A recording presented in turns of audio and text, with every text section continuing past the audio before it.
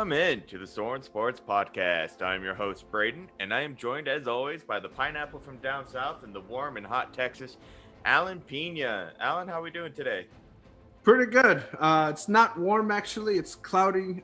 There is expected to be rain, but other than that, pretty good. Just ending the first of what I say my last first day of first week of class. Uh, it's great. Is there some pressure? A little bit, but I think mostly when it's your last semester, you just feel motivated that you want to get to the finish line. And first week, we can check it off the box big time. I'm very excited for that. Yeah, I am too. Just checking off that final semester. Thinking about changing my major here at the end. I Bad heard timing on my about that. part. You told me. I'm like, what? Like right now? If Yeah, it was your second semester, okay, it's understandable. But last, just I'll be like, just finish it off, and then if you want to change your major, do that for your masters. And but to each his own. So I'm not gonna go crazy on that. no, yeah, it's been fun. It could just be senioritis getting to me. We can get into that later on in this episode. But Alan, today we're going to be talking about the European Super League over there in Europe with football, and how it's just it's not a good thing in our opinion. Um, but we're going to get talking about that. We're going to actually enjoy some life with that. So let's jump right into it then. But Oh, let's do it. Big yeah, time. it's good to be back here on the podcast after getting married last week. It was a wonderful time for me and my wife. Great time. But yeah, shout out to Noble Sports guys. Thanks for coming on and covering for me while I was away on the honeymoon, and we just wanted to say thanks for that. And the ep you guys did was wonderful, and it's now released on our platform. So go ahead and give Yeah, that a check it listen. out. But yeah, so it's good to be back, and let's get right into it. So Alan, let's. I don't know where we want to start. Uh, well, it's just the concept of the Super League. I think most people they think some people thought, oh, this is a new thing that is going on in soccer Super Leagues. But to be honest, this has been talked about. This has been talked about since the 60s and then the 80s. And then later in 2009, I read a quote from Arsene Wenger, who was the former manager and coach of Arsenal, stating that this could actually happen in several years. Probably not now, but you'll see these big clubs wanting um, to control what they want because pretty much they're basically making their leagues better. That they're like, we want to make our own, and well, it happened, and um, I do understand like the surprise. Oh, like from pretty much half the people, but also to me, and also I don't know. I would agree. You would agree the same thing. It's not a surprise. This has been talked about. This has been discussed. This has been mentioned, and they've even tried to move the ball big time on this. Yeah, they really have, and I think that's the most disturbing thing is that this was more than just smoke. There was actual fire behind it. I think a lot of times in sports world, when you hear stuff like this, you take it with a grain of salt, even when it comes from trusted reporters. You know, in baseball, if it comes from Buster Olney, uh, Passan, or Tim Kirchin, there's a lot of you trust it because those are the named guys. But there's always some smoke that the league will put out that even to these trusted guys that is just more like it could or couldn't happen, and so you gotta take these things and be like, this is just a rumor. It's probably not going to happen. And while we were hearing about these rumors, that's kind of what I was thinking about throughout all this. That it's just a rumor, nothing's going to happen. And when something eventually did happen, Alan, I just was like, this is not good for European soccer as a whole, and global soccer as a whole. It's definitely not good for either. Yeah, you know what's funny about this? When I first heard this happened on a Sunday. It took me 2 to 3 days to figure this out because I've never in a sports in my life of watching sports never had to think about a topic for like for like 3 days to up. Normally it takes me a day or even two at most to process and go forward. But something like this, I never thought it would take me 3 days. I'm still, even now, I'm still like, what the heck is going on here? Like, and it just goes to show the impact that not only it has on, you mentioned like the Europe on Europe, but also everywhere else around the world. And it really got me thinking about, okay, if this does happen, um, how are the fans going to react? And I was like, the fans better start doing something about it, and we should give them a standing ovation because seriously, they they saw what was going on immediately. You saw those protests, and when you here's the thing, here was the crazy thing about it. Um, one of the grandchildren of one of the Liverpool managers at that time, I forgot his name. I was listening to it on the Dan Patrick show when he interviewed Rebecca Lowe who covers the Premier League. He mentioned to Liverpool, I think it was in a letter, to take down his grandpa's statue because he was the one that made Liverpool where they're at Hmm. back in the day. That showed to me like it's all about the fans. Like people, the players, they play the game because they know the fans are going to support them. They're going to go forward. And with the Super League, it's just going to be like, okay, yeah, I like to see the big teams play each other, but not like that, where basically you just you just pretty much blindsided everybody. Right. Now, I think there's some validity to these clubs wanting to play better competition. Because as we've seen in, let's look at the Premier League. Not all the Premier League teams are actually all that competitive. When you look at Man City, Chelsea, and Arsenal and United, Manchester United, compared to a lot of the other teams in that league, they're not all that competitive. So it makes sense as to why you'd want to face more of a competitive club on a consistent level. Um, but the way they did approach this and the way they formed this league was not in the best interest of everybody. And it really was not the best way. Now, I think there could be benefits to forming this, which we can get into later, but let's just kind of stay on where we're on right now. Like, I just don't think that this was handled very well by the clubs. They didn't involve the fans. They didn't give any warning. A lot of these owners out there, they forget that it's us fans that actually pay for these teams to actually function.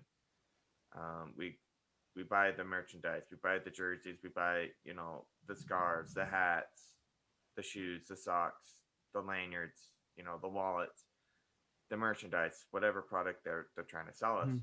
anything with that logo on it, or when it comes to just specific players, we buy those jerseys, we buy those bobbleheads, the memorabilia, we buy all those things, Mhm.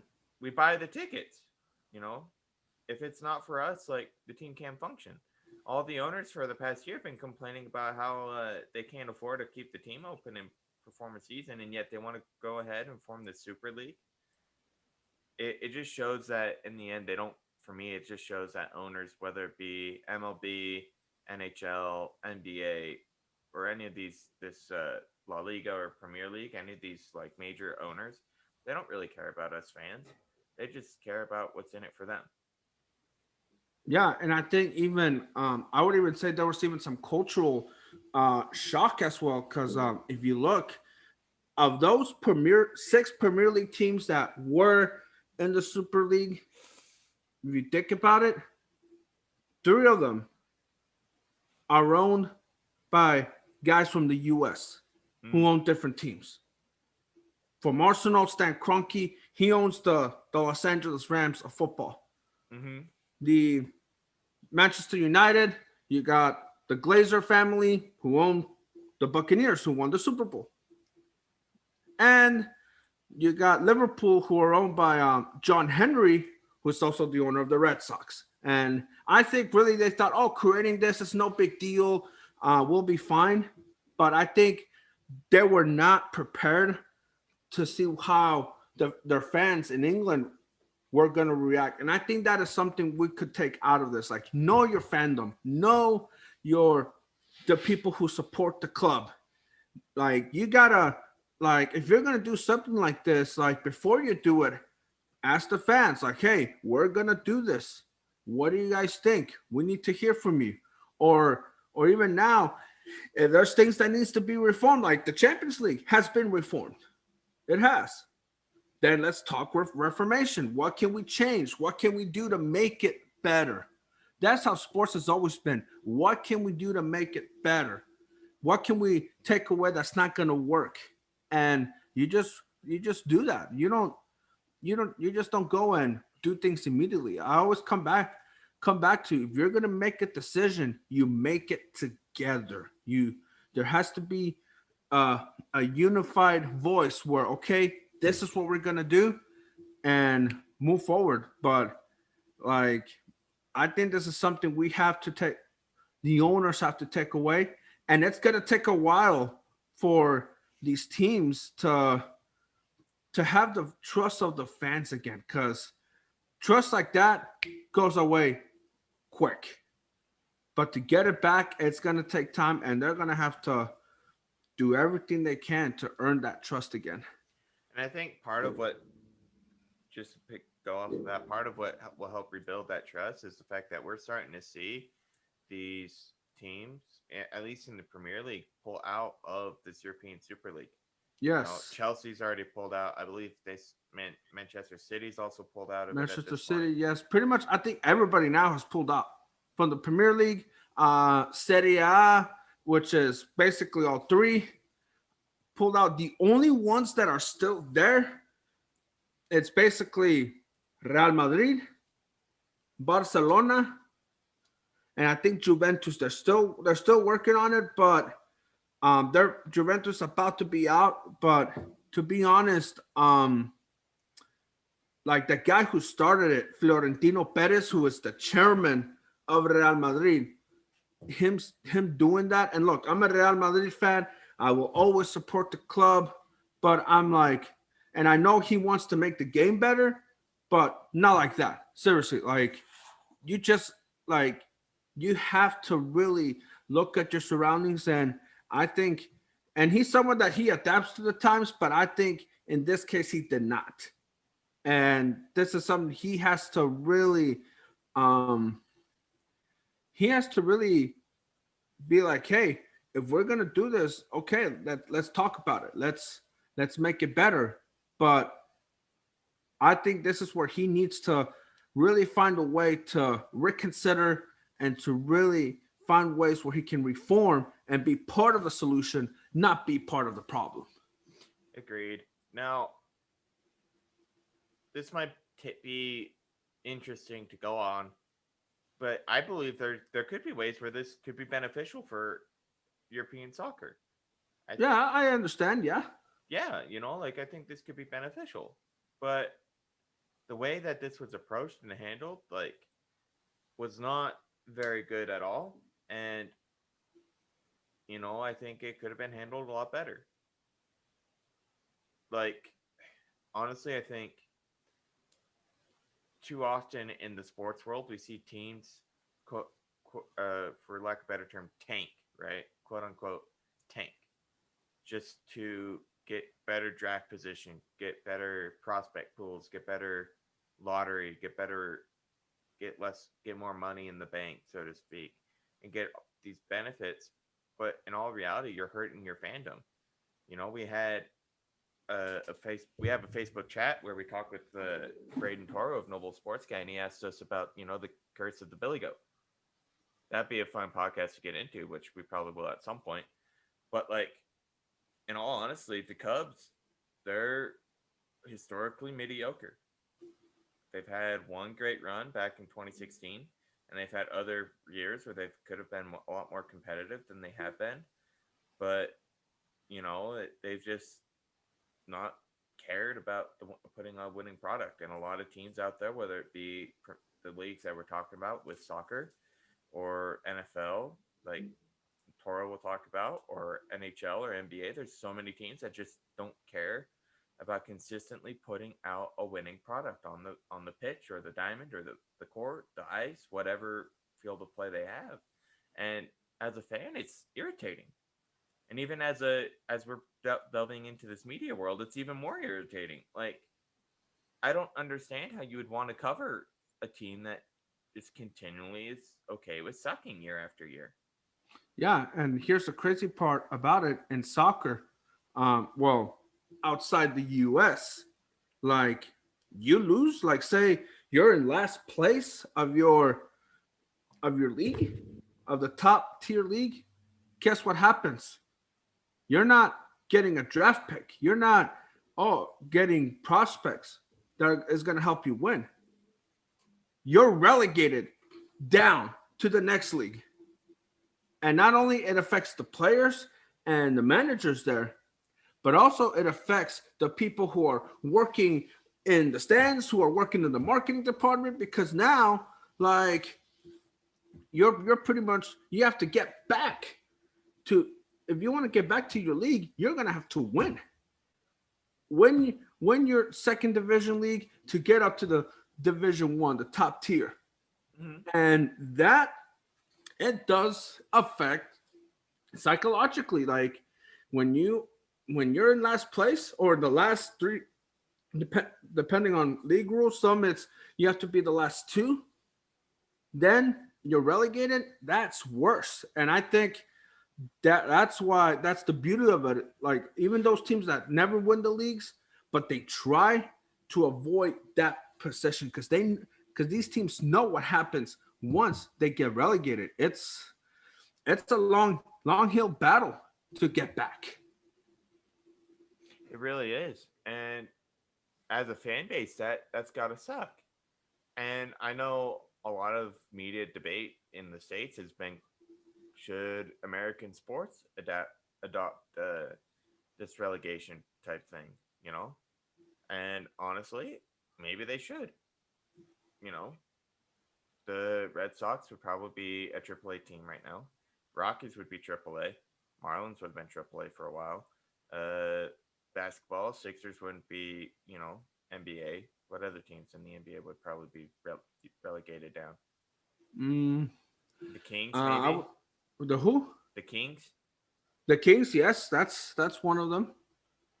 and we could sit here and talk about another ones, but like, in hockey, the Kings, the Ducks, uh, a lot of the Western Division that's in the current league format with COVID rules in play. Um, San Jose, a lot of these teams would be relegated down because they're not putting out competitive product. And honestly, if you're an owner of those teams, how can you sit there and say we're having our fan base proud of to be this team with this team day in and day out when you don't have a reason for them to actually want to support the team other than the fact that it's the colors? Like, honestly, like, how can you sit there and support the team? You can't. And the relegation, I get, it's a solution. I get it has its benefits and its motivations for teams. But in the end, owners are still going to care about what's in the bottom line, what's in their bottom pocket. And while it sucks for the fan base, the players, and the team, do the owners ever really care? Yeah, that would be something to, I think a lot of people will have to think about and question. And I think this will, like, it just depends who owns this team, and how much they care about winning, or how much they care about saving a couple dollars in their wallet. Because I get players and teams, they have bad years all the time. You know, that shouldn't warrant a derelegation, in my opinion. if you just have a fluke of a bad season. That happens. But like it just I don't know. There could be a way to work that system better. I don't know. I'm not too familiar with it. But like there's got to be answers somewhere. I just don't know what they would be. And honestly, I think that's why I think the European Soccer League, Super League, as that we're talking about, could be beneficial because if we look at it, it's the top tier clubs in all of Europe. We have Real Madrid, Barcelona, Juventus. There's four from the Premier League because England has 6 from the Premier League. so six from the Premier League, and honestly, there's probably a couple others from all around the It's pretty much 6 from the region. Premier League, 3 from La Liga, and 3 from Serie A. So Or was that like covers pretty much all of European soccer, essentially, right? almost you could have had the Bundesliga, but Bayern Munich right away. No, you could have had Ligue 1 in France, but obviously Paris, Saint Germain, no. And I think that really showed strong strong leadership in those clubs. I think one, it shows strong leadership, but it also just shows that I think they would have been interested had this been formatted differently. Yeah, Like, okay, let's say this Super League is formed. What happens to the Champions League? Does yeah. it become just another type league where the relegation can happen, or where it's easier to get into, or in this new Super League becomes the Champions League? Like, is that how that would work? Or how are they going to work out the fact that obviously European countries are a lot closer together, so it's easier to travel to and from one country to the other to play Mm-hmm. all these teams in the league? But how is travel going to work? How are these different time zones going to affect the players? Things like that. There's a lot of logistic stuff that I don't think was very well worked out or formatted very well, and that's why a lot of these teams are realizing, oh, this needed more work, and whether or not they're dropping out because they're listening to the fans or the fact that but we as fans want to say they are, or it could be they're just realizing this needs more work and we need to present it to the fans in a different way. And I think that could be what's what's more likely happening. And I think it will. This won't go away. This whole Super League, it's not gonna go away. But I think what has to happen, not a thing. What I believe what needs to happen is if you're gonna do this again, then okay, you got to present it to UEFA and FIFA. Like I think both of them did a great job in handling this. However, I did disagree with the whole you guys are gonna if you guys are gonna play in the Super League, then your players are not going to participate in the World Cup or any competition with their national teams. I think that was idiotic. I And that's thought not fair to really them. well. I thought it was dumb. To be honest, because you take away because if you think about it, a lot of these teams with these stars, like if you don't have them in the World Cup, it's gonna change everything. You're not gonna have that star power, like or even the star teams. They're gonna look different, and at the end, it's not only the players that are gonna suffer. It's also fans from their countries that are gonna suffer. And I think to me, like like I mentioned, great job by both UEFA and FIFA to step in and to stop it. But I just think that ruling of the players not allowed to play for their national teams in FIFA World Cups or international competitions, I thought that was dumb. I thought really that should have not been included. But I understand the reason, but I disagreed with that ruling.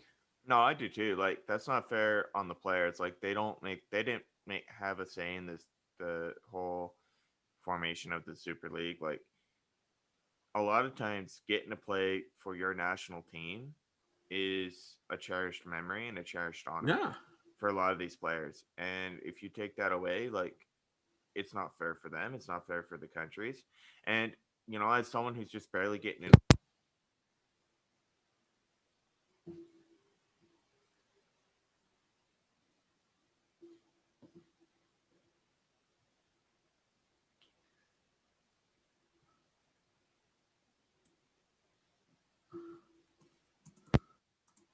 Hey, can you hear me now?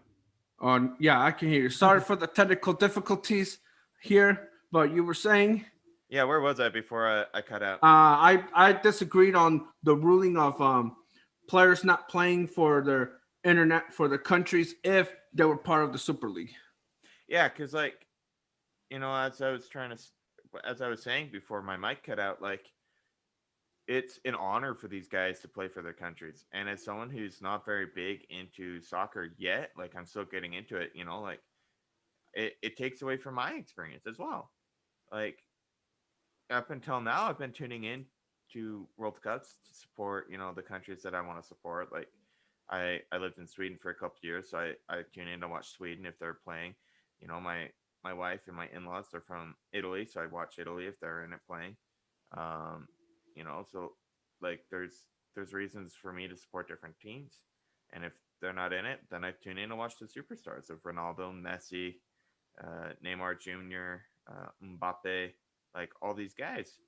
And if you say, hey, because you're part of the Super League, you can't play, then what? Why for me to tune in to watch if the teams that I want to support, are not in it? Then you're taking away from my experience as a fan, and that's where I draw the line. Yeah, And we have a whole thing on that where I talk about that with the baseball thing going on. So that happened this past off season. So if you want to tune into that, I don't remember what episode it was, but yeah, we'll link it down below. yeah, but yeah, absolutely. Like um, I think if you're gonna do the Super League, you have to include like, hey, that they are welcome to play for their national teams, like no matter what, because you mentioned it, it brings a lot of like pride in it. Like I want to represent my country. I want to play for my country, and it's great. And plus, as a fan, you mentioned all the countries who you support. It's the same situation for myself. Like watching if there were players in that league that were either Mexican or U.S. or even or Spain, especially, then okay, like then I'll be like, you kidding me? Like we're not gonna have the big time guy superstars there. We're not gonna have the guys who play an important role there at the most important stage. So if I think I believe they have to allow these players to play for their national teams. If you do the Super League and this time reformed and talked about, that needs to be included. Because if not, then you're just going to take away the experiences for the players, so, for some the for the coaches, and also the fans as well. So I everything you said about representing your nation, it's I agree 1,000%, and it's critical to like personal love and passion for players and fans. Yeah, like, it's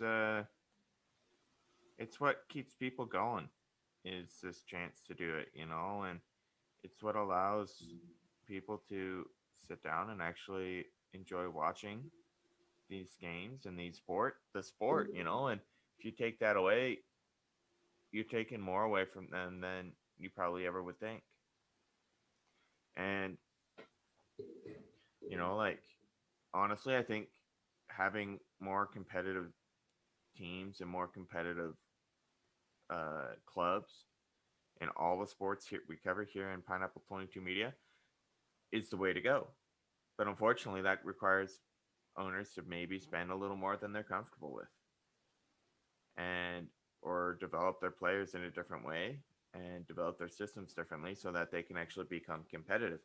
Market aside, whether you're big market or small market, you got to put on a competitive product day in and day out. You're going to win and you're going to lose.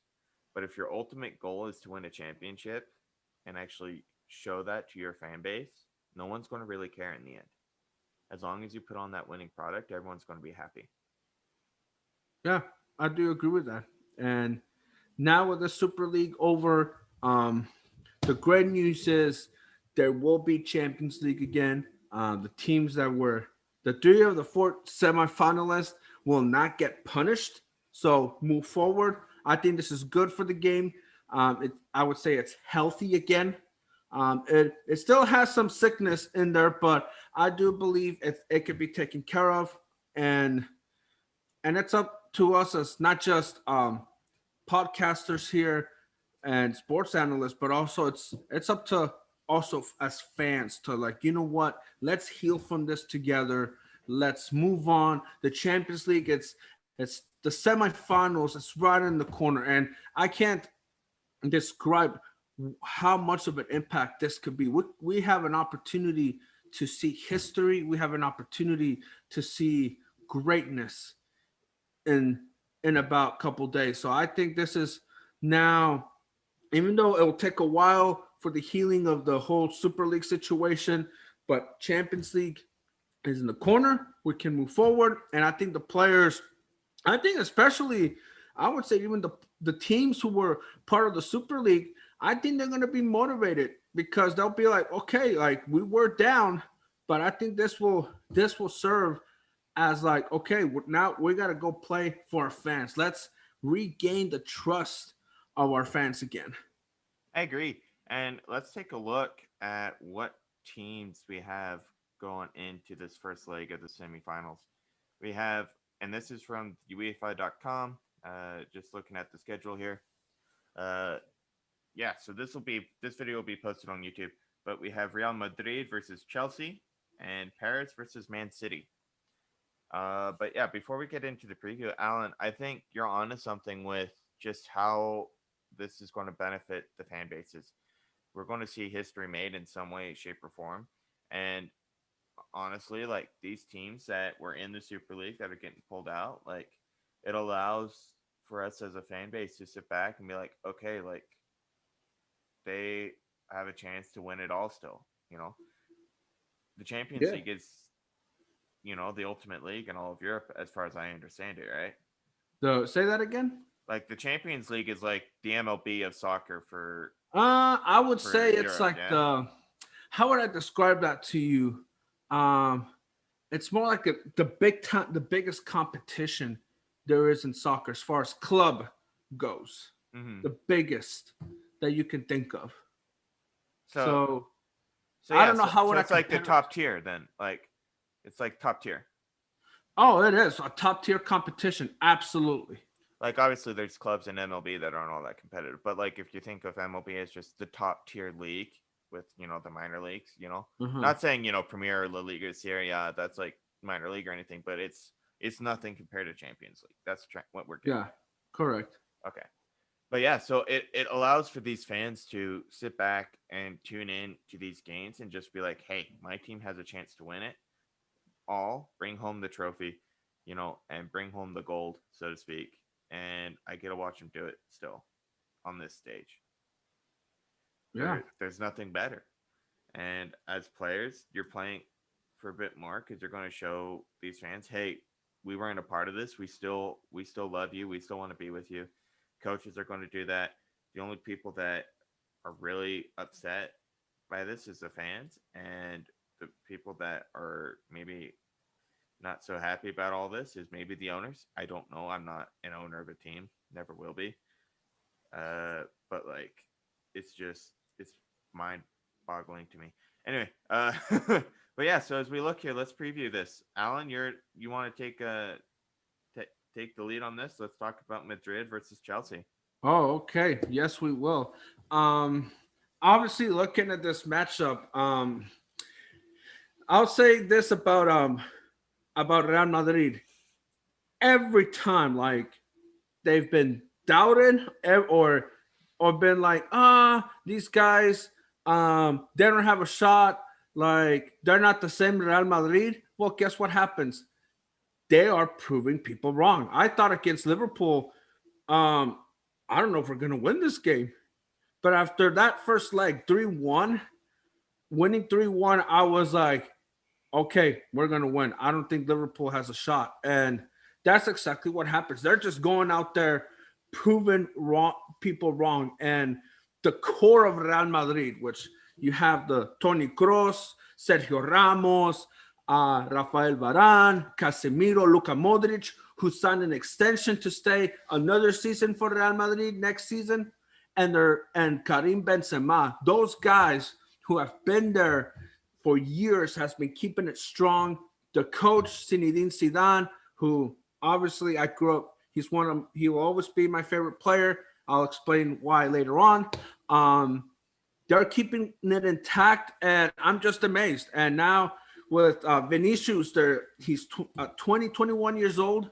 He is now coming again, coming himself, and I think this is what Real Madrid can do. This now. Chelsea, their youth combined with some veteran leadership has also surprised people. And I know the only competition we have was beating Atletico, which was not easy. However, Real Madrid they had to climb a hill to get there, and I think this is where anytime you do that, you're gonna be ready for the challenges. And if there's anyone that could do it to face this challenge as a Real Madrid, I'm not saying it because I'm a fan. I'm saying this I'll say because, oh my goodness, really? You're gonna say that? You're gonna say that? Okay. But I'm saying this because time and time again, they've even proven me wrong. I'm serious. There are times I'm like, I don't know if they're gonna beat them. Seriously. And here they are. Boom. They're in the semifinals. And now they're battling, they're in second place of in La Liga right now. So they have a shot of taking away two trophies by the end of the season. But they're gonna have to go against Chelsea, and Chelsea, they're not gonna be easy either. They know what they want. The attack with Timo Werner and Akeem Ziyech is gonna help a lot. And there's a lot of youth in Chelsea, and I think they're like, even if Chelsea does not win, I think Chelsea, they're gonna be in there for the long run. And I've seen this a Chelsea team like that from 2005 to like 13. Those Chelsea teams, they were always competitive in these competitions. So even if Chelsea does not win it, they're gonna be in it for a while. Yeah, I think so too. I think last time when we first started talking about the Champions League, I picked Chelsea to go far in this tournament, and so far You've been I've accurate. I've been accurate. And while last time we talked about them, I kind of was like, maybe not so much, because I kind of was listening to your takes because I hadn't seen a whole lot of the games. Well, I've been watching a lot more of these games, and like, honestly, like, this is a good matchup between two great competitive clubs.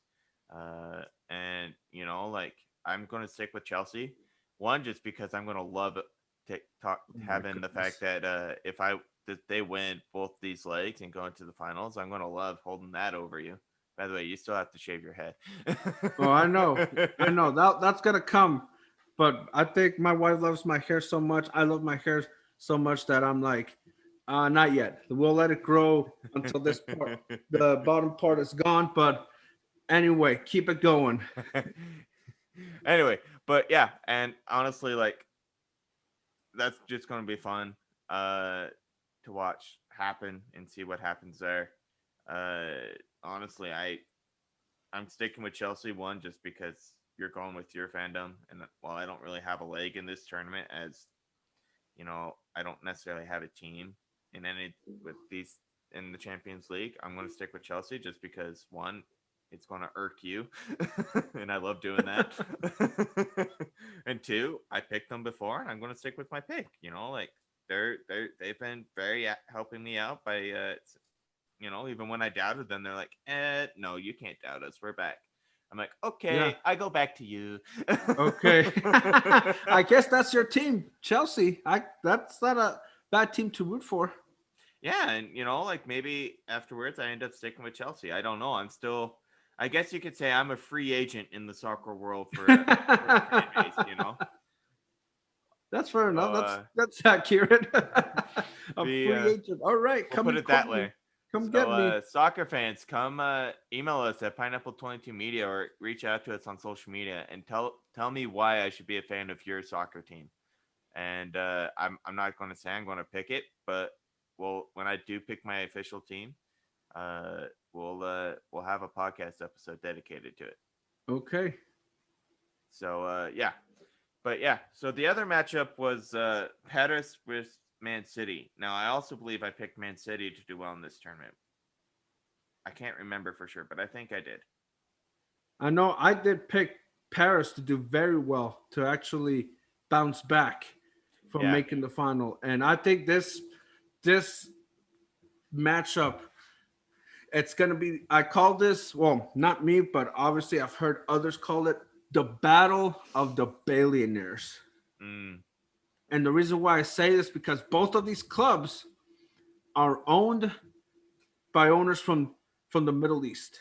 Pretty much. You got Paris Saint Germain, who before we never heard of them, or we have, they're always like either middle of the pack or close to last in League Un.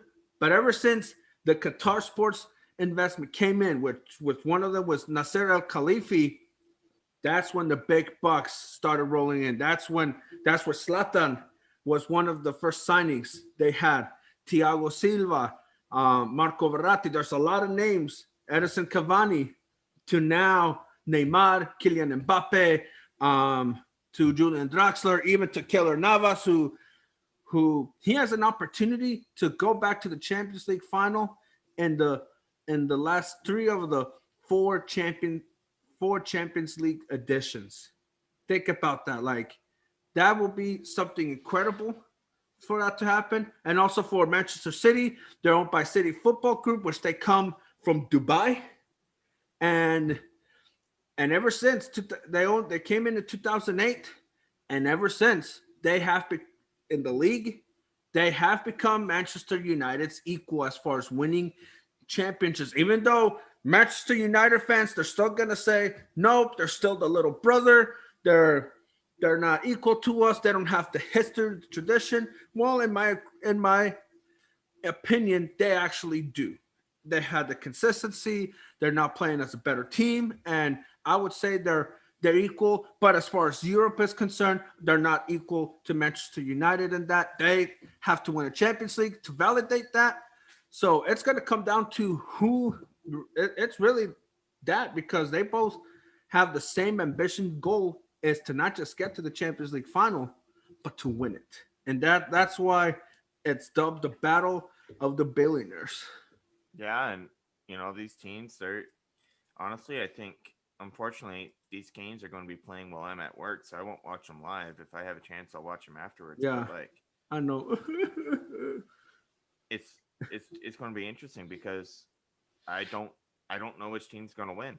Uh, I can't.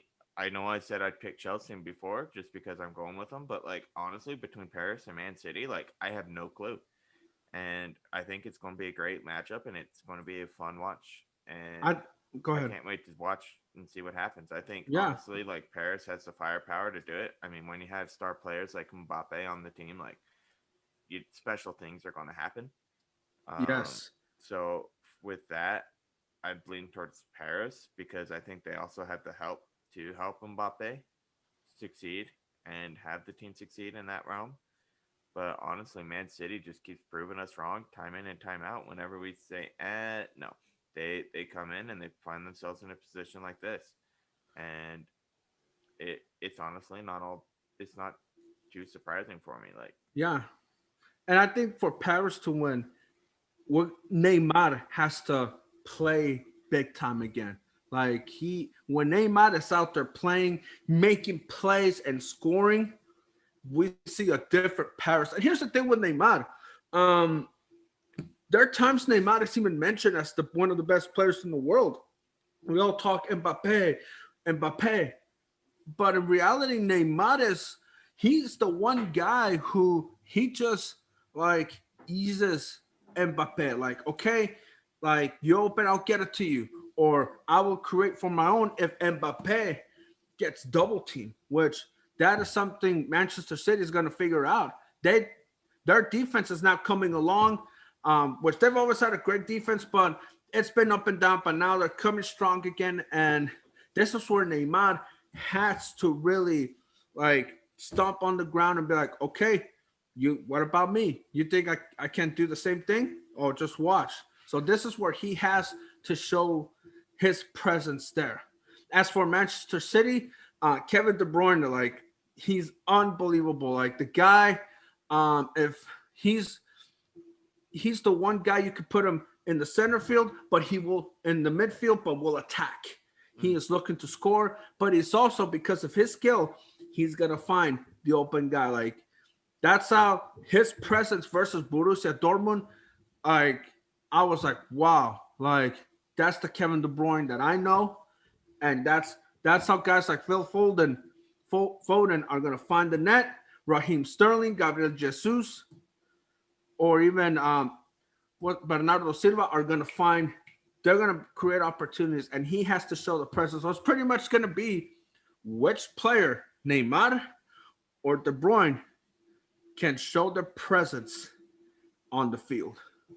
Yeah, no, I agree with that. Whenever there's a good successful star player, there's always someone behind him setting him up and helping him get there. MJ had Pippen, Kobe had Magic Johnson to start off with. Uh, Trout really hasn't had anybody except for now he has Shohei Otani. You know, Nolan Arenado had Trevor Story and Charlie Blackman. Nathan McKinnon has Gabriel Landeskog and Nico Rantanen. And, like all these players, great players, like Connor McDavid has Lionel Draisaitl. All these wonderful players, they've had teammates that, while they might not be as well known as the star player of, these with these name calipers, they were there to help set them up and get them there. And I think that's going to be key. Whether it's Neymar or this other guy, I can't remember his name. Kevin De Bruyne. Yeah, De Bruyne. Uh, whether it's Neymar or De Bruyne, we don't know, but we do know that they're both going to have effect on this game as the setting up guy. And if you can set up, you're going to win. The more successful setups you have, and the more pressures you have, and the more you're in the offensive zone, is the more chances you have of winning this game.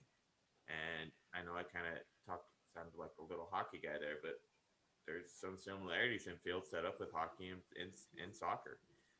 There's the offensive zone, the neutral zone, and well, not so much the neutral zone. You got midfield, but you got an offensive zone, and that's as far as you can go. You got to be the longer you're in the offensive zone and putting pressure. Eventually, the other team's going to make a mistake, and you're going to win and score that goal, and you're going to win that possession, and then it starts all over again, and you got to see if you can do it all over again. Yeah, absolutely.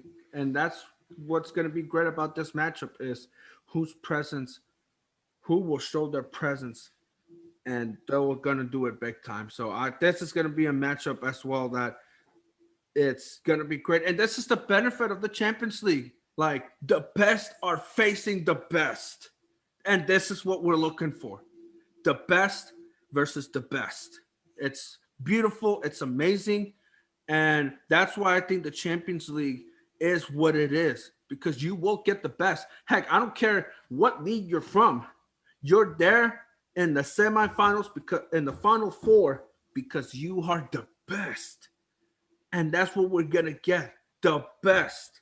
The best players, the best teams, the best out of everybody. And this is why is the beauty of the Champions League, the beauty of any sport, because you will get the best out of everybody, and the best teams are gonna be there.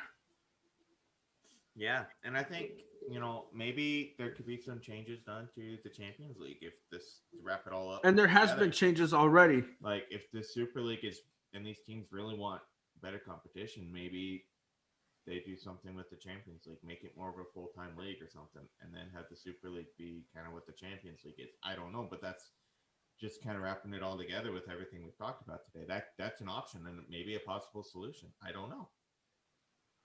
Yeah, it could be, but we'll find out.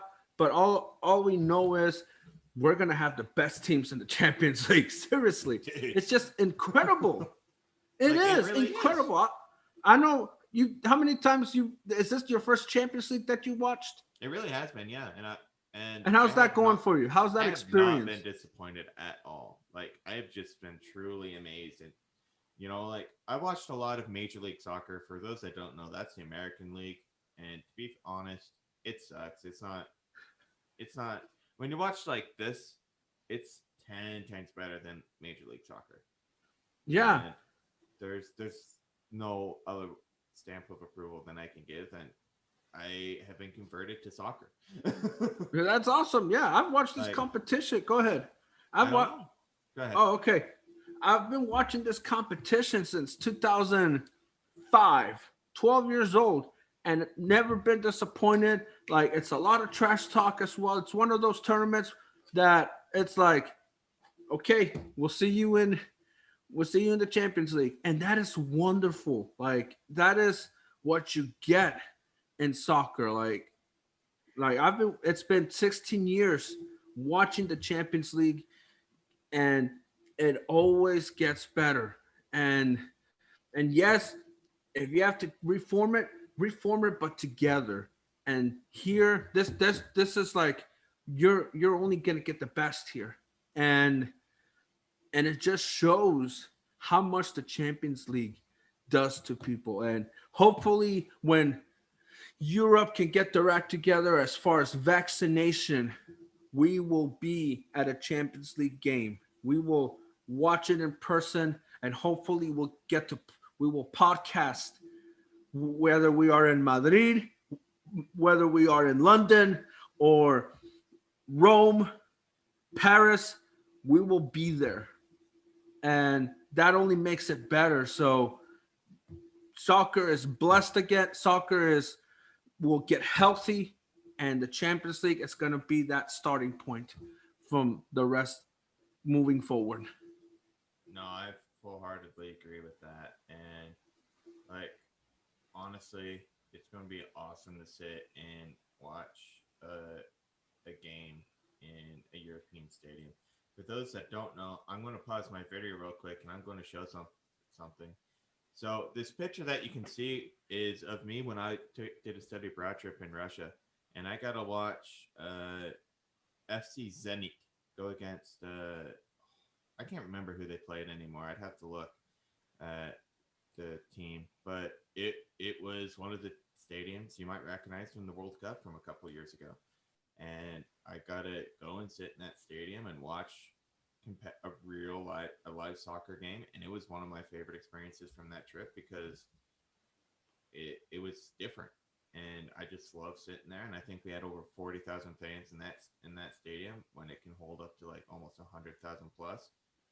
But like, man, was that amazing to see and experience, and I can't wait to see if we can ever experience it again next time we're overseas, Alan. Yeah, and it will. It will happen. Just hang in there, Europe. We will be there to witness. Well, I know Brandon has in Russia, but myself, any soccer stadium, we will be there. And again, soccer is will be healthy again, and the Champions League will set the tone forward until the final, which will be May 25th, if I'm correct. But regardless when it is, the final, it's gonna lead as far as the recovery for the super of the aftermath. And again, for fans, soccer fans, I know this is tough, but hey, it's only gonna get better from here. And keep keep cheering for your teams, keep it going. Whether it's the big league teams like Manchester United, Real Madrid, or Juventus, to like the small teams, whether it's Levante, whether it's Burley, or whether it's Lazio, it doesn't matter. Keep it going, because this is how our game will get better. It is through us as the fans and the players list, li- gravitating to that and pushing it onto the field. Agreed. And as we're wrapping up here, guys, let's just say, a couple things and thanks. We saw great growth in our podcast last semester or last month, and we couldn't be more than excited. And we're so excited to keep bringing you content on a weekly, daily basis if necessary. We just love the fact that people like tuning into what we have to say about sports, and it's the whole reason we're doing this. And I don't know, it's thankful. It's just awesome to see, and we have people from all over the states and a few European countries. To those out there, just know we love the fact that you're here and you're tuning in just to hear what we have to say about some of the sports you love. Yeah, and we couldn't do it without you guys, and we're still gonna keep it going. So you always are with us, and keep pushing our dream as we will continue to push our our sports knowledge into context and to really just enjoy the ride. Yeah, we'll do a couple shameless plugs here, so bear with us. We now have a YouTube channel, a couple videos from our series debut, as well as our MLB opening day reaction episode is now on YouTube, as well as any clips that is going to be found post from these videos will also be posted on social media as well as the YouTube channel. So keep an eye out for that. Uh, go get some merch from our merch store. Links are in our social media. Once again, you can find us at Pineapple 22 Media, and from all of us here at Soren Sports and Pineapple 22 Media. Good day, and we hope to see you next time. Stay safe out there. Stay safe and stay positive.